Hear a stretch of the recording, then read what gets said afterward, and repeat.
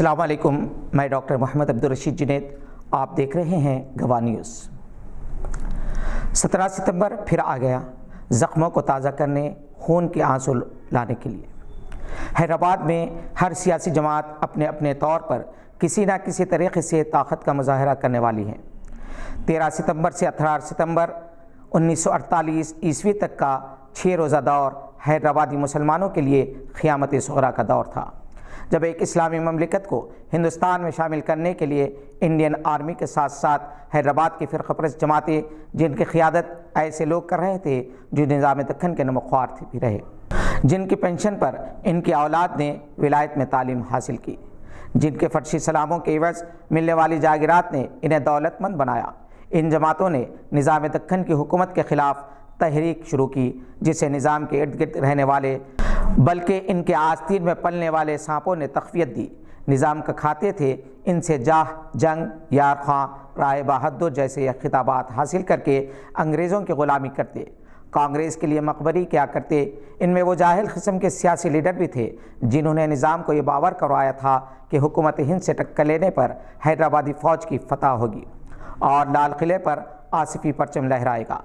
ان بدبخت جذباتی جاہل قائدین کے بہکاوے میں آ کر نظام نے ہر وہ کام کیا جو وہ نہیں کرنا چاہتے تھے۔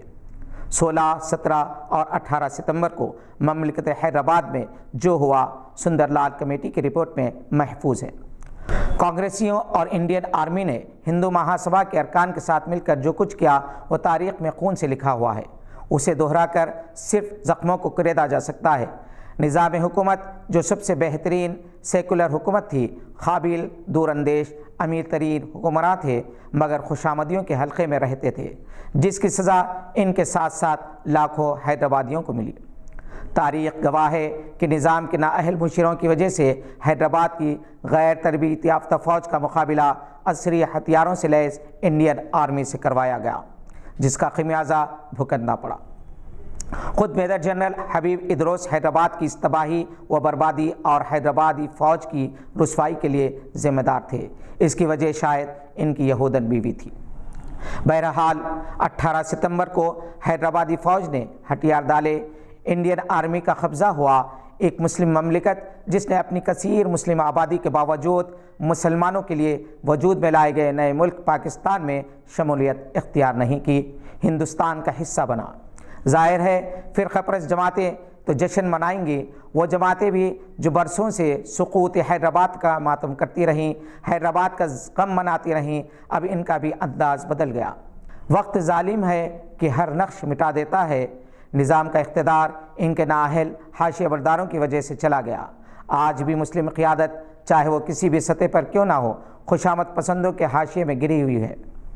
یہی وجہ ہے کہ ان کی صلاحیتیں خاطر خواہ استعمال میں نہیں آتی۔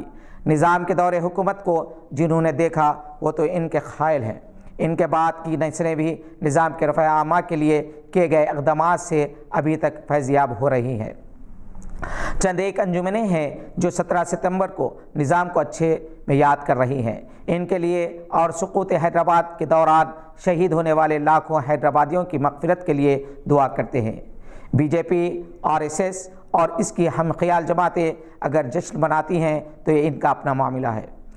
اس سے ایک بات تو ثابت ہوتی ہے کہ نظام اور مسلمانوں کے بغیر ان کا جشن بھی ادھورا رہتا۔ مسلمانوں پر الزام تراشی، ان پر ظلم نہ ڈھایا جاتا تو انہیں اقتدار نہ ملتا۔ مسلمانوں کی بربادی کو یاد کیے بغیر یہ جشن بھی نہیں منا سکتے۔ وہ یہ بھول جاتے ہیں کہ اقتدار سے بے دخل ہونے کے باوجود نظام نواب میر عثمان علی خاں اس حیدرآباد کے راج پرمکھ بھی رہے۔ آخری وقت تک وہ ایک بادشاہی کی طرح زندگی گزارتے رہے اور ایک فیاض، سخی، ہندوستان کے ہمدرد کی حیثیت سے کئی ٹن سونا بھی انہوں نے ہندوستان کو دیا۔ اسی نظام پر حیدرآباد میں پہلا بم پھینکا گیا اور بم پھینکنے والوں کو اس کی بہادری کا انعام دیا گیا۔ یہ تاریخی حقائق ہیں جسے مٹانے کی کوشش کی جا رہی ہے، مگر نسل در نسل تاریخ سینہ بہ سینہ منتقل ہوتی رہتی ہے۔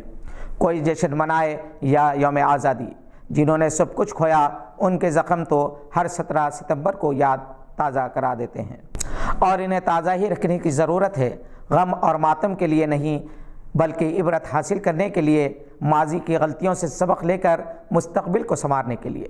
آج کے لیے بس اتنا ہی، نئی خبروں کے ساتھ پھر ہوگی ملاقات۔ اگر آپ ہمارے چینل پر نئے ہیں تو سبسکرائب کرتے ہوئے بیل آئیکن دبانا نہ بھولیں۔ شکریہ، خدا حافظ۔